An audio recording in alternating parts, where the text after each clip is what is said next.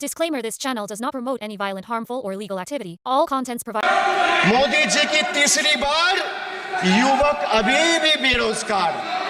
Sir, when we speak about youth unemployment, sir, look what unemployment has done to this country. This is the perfect example. Sir, they've gone mad. This is what unemployment has done, sir. सदस्य please. Sir, Modi ji की तीसरी बार युवक अभी भी बेरोजगार. एक minute. आप जैसे सुन के आए हैं, ऐसे भी ये लोग भी सुन के आए हैं. तो रेस्पेक्ट ईच अदर. तो आप थोड़ा सा इस भाषा का देखो. Sir, among graduates, it was 13% in 22-23. Among postgraduates and above, it was 12.1% in 22-23. The Skill India mission aimed to train 400 million people by 2022, but only 14 million received training by 2024. The target still remains a distant dream.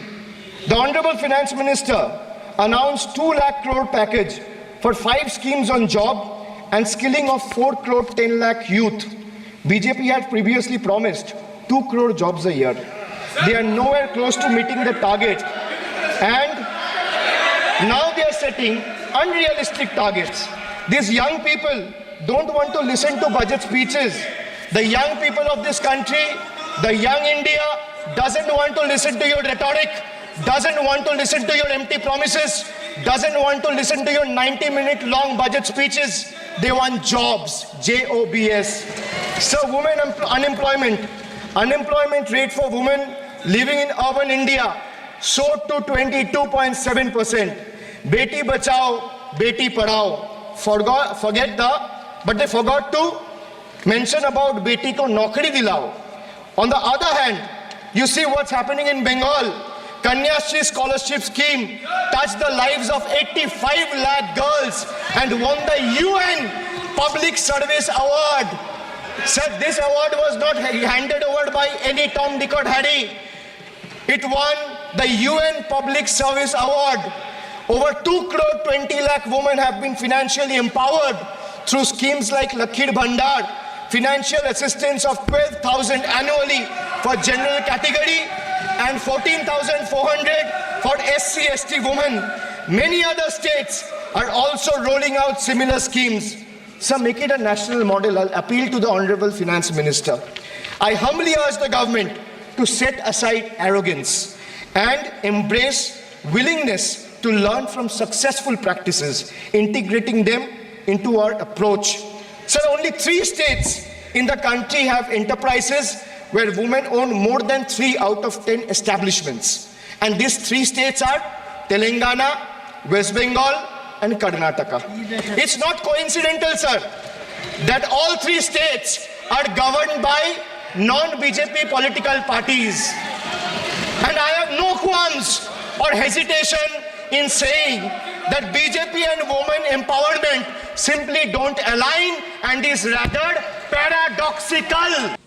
जब 2014 से देश की जनता ने हमको सेवा का अवसर दिया, हमने ज्यादा से ज्यादा युवाओं पर फोकस किया. हमें युवाओं की आकांक्षाओं पर बल दिया. हमने युवाओं के लिए ज्यादा अवसर बनाए. हमने कई क्षेत्रों को खोल दिया और जिसके कारण हम देख रहे हैं देश के युवा अपने सामर्थ्य का परचम लहरा रहे हैं. देश में हमने स्पेस सेक्टर को खोल दिया, डिफेंस सेक्टर को खोला, सेमीकंडक्टर मिशन लेकर के आए, इनोवेशन को बढ़ावा देने के लिए अनेक नई योजनाओं को हमने आकार दिया. स्टार्टअप इंडिया इकोसिस्टम पूरा डेवलप किया. और इस बजट में भी आदरणीय अध्यक्ष जी एक बहुत महत्वपूर्ण निर्णय हुआ है. 12 लाख की आय पर इनकम टैक्स की माफी. ये समाचार इतना बड़ा बन गया कि बहुत सी महत्वपूर्ण चीजों पर अभी भी कुछ लोगों का ध्यान नहीं गया है। वो महत्वपूर्ण निर्णय हुआ है, हमने न्यूक्लियर एनर्जी सेक्टर को ओपन कर दिया और इसके दूरगामी सकारात्मक प्रभाव और परिणाम देश को देखने के लिए मिलने वाले हैं। आदरणीय अध्यक्ष जी,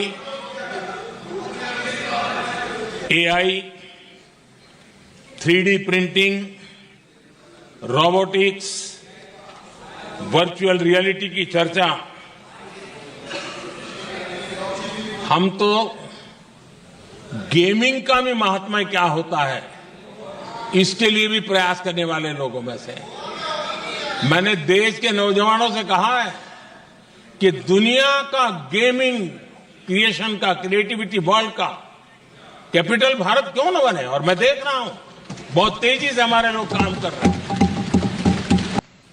हम लगातार युवा भविष्य को ध्यान में रखते हुए काम कर रहे हैं, लेकिन कुछ दल हैं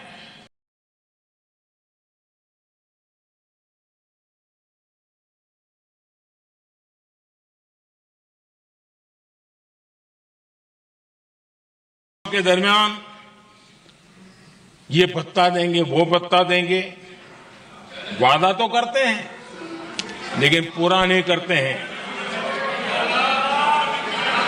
ये दल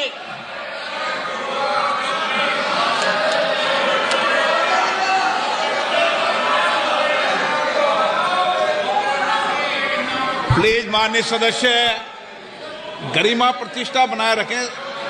भारत की संसद में आप प्लीज बैठे बैठे टिप्पणी नहीं करें और नए माननीय सदस्य बैठे बैठे टिप्पणी कर रहे हैं। आदरणीय अध्यक्ष जी, ये दल युवाओं के भविष्य पर आपदा बनकर गिरे हुए हैं।